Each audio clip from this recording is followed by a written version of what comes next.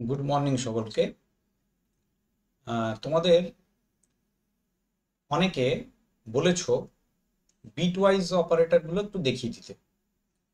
তো আমি আগেই বলে রাখি যে বিটওয়াইজ অপারেটর তোমাদের যে সিলেবাস আছে সেই সিলেবাসে বিটওয়াইজ অপারেটরটা দেয়া নেই, সেই জন্য আমি করাইনি। তো আমি আজকে করিয়ে দিচ্ছি, কারণ যেহেতু সিলেবাসে স্পেসিফিক্যালি সব জিনিস উল্লেখ করা থাকে না, এবং যদি বাই চান্স এখান থেকে কোনো প্রশ্ন চলে আসে, সেই জন্য বিটওয়াইজ অপারেটর ব্যাপারটা কি সেটা একটু দেখিয়ে দিচ্ছি। পাইথনে 6টা বিটওয়াইজ অপারেটর আছে। কি কি আছে আচ্ছা বলে দিই আগে। And, or, XOR, not, right shift আর লেফট শিফট, এই 6টা আছে। তো বিটওয়াইজ অপারেটর দেখাতে গেলে যেটা আগে জানতে হবে, কিছু বাইনারি অপারেশন জানতে হবে। কারণ ওইটা না জানলে বিট অনুযায়ী কিভাবে কাজ হচ্ছে সেইটা তোমরা বুঝতে পারবে না। ঠিক আছে, ওই জন্য আমি একটু দেখিয়ে নিই, তারপর বলছি। তো যে জিনিসগুলো আমাদের লাগবে বিটওয়াইজ অপারেটর বোঝার জন্য, সেইটা আমি প্রথমে বলে দিই। যেমন ধরো আমাদের এরকম একটা টেবিল লাগবে, ট্রুথ টেবিল। সেই ট্রুথ টেবিলটাতে কি কি থাকবে? ট্রুথ টেবিলটাতে দুটো রাশি থাকবে আর একটা আউটপুট থাকবে। কারণ অ্যান্ড, অর আর এক্সঅর এই তিনটে বিটওয়াইজ অপারেটরের জন্য এই ভ্যালুগুলো আমাদের লাগবে। ঠিক আছে, তো ধরো আমি এখানে লিখে দিচ্ছি। ধরো এক্স আছে একটা, একটা ওয়াই আছে, আর একটা এফ আছে। হ্যাঁ, আচ্ছা, এইটা যেটা আমি তৈরি করছি এটা একটা ট্রুথ টেবিল। তো এই ট্রুথ টেবিলে ভ্যালু কেমন হয়? 0 0 0 1। তোমরা এটা 11-এ পড়েছো, কাজে তোমাদের জানার কথা। 1 0 এবং 1 1 এইভাবে হয়। তো এই যে চারটে ভ্যালু, এর জন্য কোন গেটে কি আউটপুট আসে সেটা আমাদের জানতে হবে। যেমন ধরো তোমাদের অ্যান্ড আছে, অর আছে আর এক্সঅর আছে। তাহলে অ্যান্ড গেটে কি আসে এটা বলে দিই আগে। প্রথমেই দেখাচ্ছি অ্যান্ড গেট। অ্যান্ড গেটের ক্ষেত্রে কি হয়, আউটপুটে কি আসে? প্রথমটার জন্য মানে 0 0-র জন্য আসে 0, আর বাকি তারপরের দুটো তো 0 0 আসে, একমাত্র শেষেরটাতে আসে 1। এটা হলো অ্যান্ড গেটের জন্য আসে। তো এই ট্রুথ টেবিলটা আমাদের বিটওয়াইজ অ্যান্ড এর জন্য কাজে লাগে। ঠিক আছে, আচ্ছা, যা দেখলে হুবহু একই রকম আরো একটা আছে অর গেট। অর গেটের জন্য কি লাগবে আমি দেখাচ্ছি। ধরো আমরা এখানে একটা অর গেট লিখবো। তো অর গেটের জন্য কিছুটা মুছে দিই, এই লেখাটা চেঞ্জ হয়ে যাবে, এটা হয়ে যাবে অর গেট। আর আউটপুটের ভ্যালুটা চেঞ্জ হবে, এই দুটো ভ্যালু চেঞ্জ হবে, বাকি ভ্যালুগুলো সেম থাকবে। কি কি হবে? গেটের নাম হয়ে যাবে অর গেট, আর ভ্যালুগুলো কি হয়ে যাবে? এই দুটোতেই হয়ে যাবে 1 1। এটাও 1, এর পরেরটাও 1। ঠিক আছে, তাহলে এই হয়ে গেল অ্যান্ড গেট, এটা হয়ে গেল অর গেট। আর একটা আছে একদম একই রকম, সেটা হলো এক্সঅর গেট। তো এক্সঅর গেটটা আমি এই ডান দিকে লিখছি।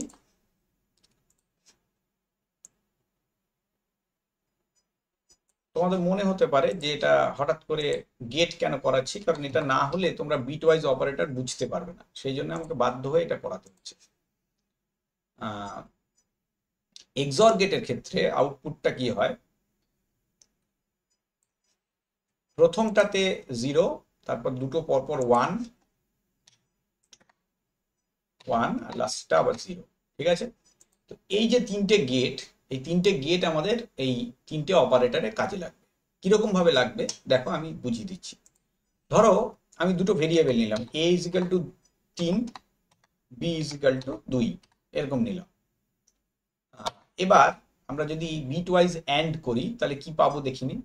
ধরো c equal to a and b, এটা বিট ওয়াইজ অ্যান্ড অপারেটর। তাহলে সি কে যদি প্রিন্ট করি তার ভ্যালু কত পাচ্ছি 2। কেন পেলাম এটা একটু দেখতে হবে। দেখো এর মান কত 3 আর বি এর মান 2। আমি একটু লিখি বাইনারিতে তাহলে বুঝতে পারবো। 3 মানে হচ্ছে 0 1 1 আর 2 মানে কত 0 1 0। এবার এই দুটোকে যদি আমরা একটা ট্রুথ টেবিলে ফেলি এবং যদি দেখি যে ট্রুথ টেবিলে এই ভ্যালুগুলো কি হয় তাহলেই বুঝতে পারবে। দেখো ডান দিক প্রত্যেকটা ডিজিট অনুযায়ী বিট অনুযায়ী দেখব। ডান দিক থেকে দেখো বা বাঁ দিক থেকেও দেখতে পারো। হ্যাঁ দেখো 0 0-তে কি হয় অ্যান্ড গেটে দেখো আউটপুট বুঝতে পারবে। 0 0-তে 0 হয়, 1 1-এ কি হয় 1, 1 0-তে কি হয় 0। এইটা ইজিক্যাল টু কি না 2। সেই জন্য আমরা আউটপুটে কি পাচ্ছি দেখো এখানে আমরা আউটপুটে পাচ্ছি 2। বুঝতে পারলে? আচ্ছা একই রকম বিট ওয়াইজ যদি অর করি তাহলে কি হবে, অর গেটে যা আউটপুট আসার কথা তাই হবে। তার মানে কি হবে, অর গেটে কি আসার কথা আউটপুট একটু খেয়াল করো বুঝতে পারবে। হ্যাঁ অর গেটে আউটপুট আসার কথা 0 1 1। দেখো খেয়াল করো বুঝতে পারবে, কারণ অর গেটের সঙ্গে মেলাও। আর 0 1 1 আসছে। 0 যদি 1 1 আসে তার মানে আউটপুট আমি কত পাবো 3 পাবো। বুঝতে পারলে? আবার একই রকম ভাবে যদি আমি এক্সঅর গেটটাও দেখি তাহলেও বুঝতে পারবো। এক্সঅর গেটের ক্ষেত্রে কি পাবো আমরা, তলায় তলায় করলে ভালো হতো, একটু মানে এদিক ওদিক হয়ে গেল। এটা এক্সঅরটাকে তলায় রাখি। এক্সঅর গেটের ক্ষেত্রে কি আউটপুট পাবো খেয়াল করো, দেখো 0 0 1 পাবো। বুঝতে পারছো? এক্সঅর গেটের সঙ্গে মেলাও তোমরা বুঝতে পারবে। 0 0-তে কি হয় এক্সঅর গেটে 0, 1 1-এ কি হয় 0, 1 0-তে কি হয় 1। তার মানে এটা মানে কত 1। এবার দেখে নাও ওই দুটোতে আউটপুট কি হচ্ছে। এই দেখো এবিসি হয়ে গেছে। তো ডি ইজিক্যাল টু করলাম এ অর বি। কোথায় অর আছে, এই যে পাইপ দিতে হয় এ অর বি। একটু স্পেস দিলে ভালো হয়। আচ্ছা এবার ডি এর মানটা দেখো 3। এ দেখো আমাদের কত এসছিল ডি এর মানটা, এ দেখো 3 এসছে। আচ্ছা একই রকম ভাবে এক্সঅর এর জন্য যদি আমি লিখি ই ইজিক্যাল টু এ এক্সঅর বি।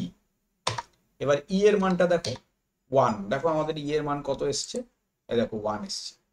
তো এইভাবে আমরা বিট ওয়াইজ অর অ্যান্ড এবং এক্সঅর গেট নিয়ে কাজ করি। ঠিক আছে?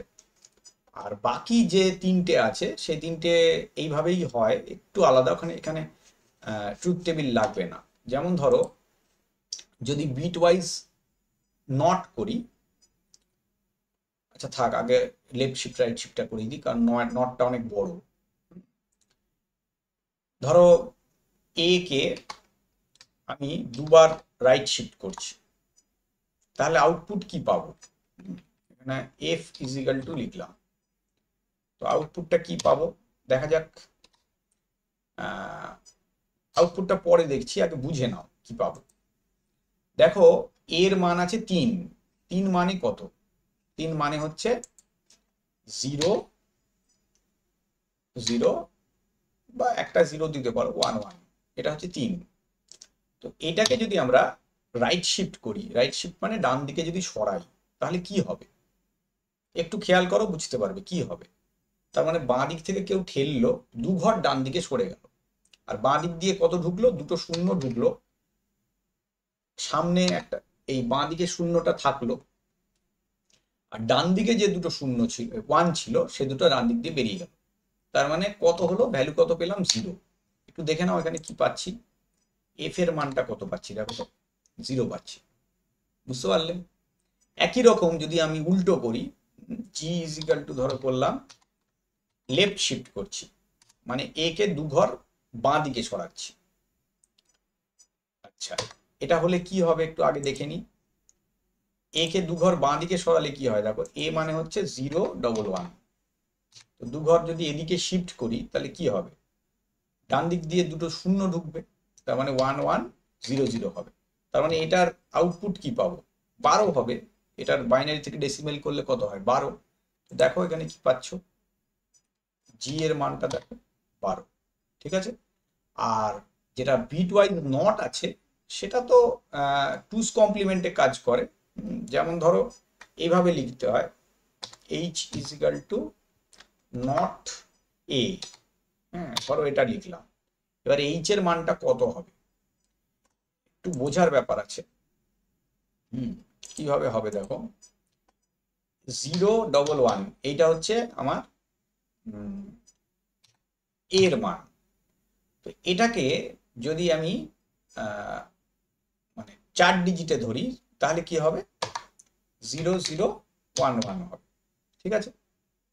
তো এবার এইটার যদি আমরা কমপ্লিমেন্ট করি, নট করা মানে কমপ্লিমেন্ট করা, তাহলে মানটা কত পাবো, 1100 পাবো, ঠিক আছে। এবার এই 1100 মানে কত এক্স্যাক্টলি বাইনারিতে এটা কত সেইটা একটু দেখার দরকার আছে। সেটা না দেখলে তুমি বুঝতে পারবে না যে মানটা কত। ধরে নাও -4 আছে, তো -4 কে যদি আমরা